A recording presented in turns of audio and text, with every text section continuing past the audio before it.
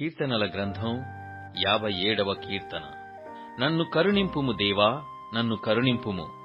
నేను నీ శరణుజొచ్చియున్నాను.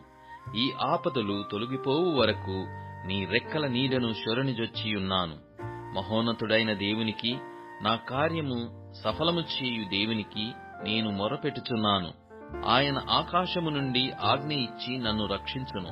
నన్ను మృంగగోరువారు దూషణలు పలుకున్నప్పుడు దేవుడు తన కృపాసత్యములను పంపును. నా ప్రాణము సింహముల మధ్యనున్నది, కోపోద్రేకుల మధ్యను నేను పండుకొనుచున్నాను. వారి దంతములు శూలములు, అవి అంబులు, వారి నాలుక వాడిగల కత్తి. దేవా, ఆకాశము కంటే అత్యున్నతుడవుగా నిన్ను కనపరుచుకొనుము. నీ ప్రభావము సర్వభూమి మీద కనబడనిమ్ము. నా అడుగులను చిక్కించుకొనుటకై వారు వలయొడ్డిరి. నా ప్రాణము కృంగియున్నది. నా ఎదుట గుంట త్రవ్వి దానిలో తామే పడిరి. నా హృదయము నిబ్బరముగానున్నది.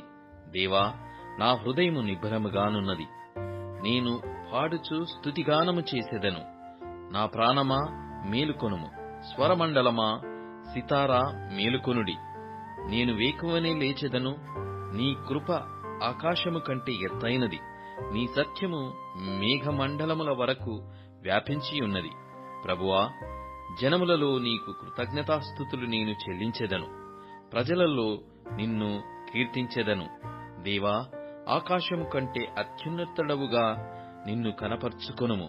నీ ప్రభావము సర్వభూమి మీద కనబడనిమ్ము.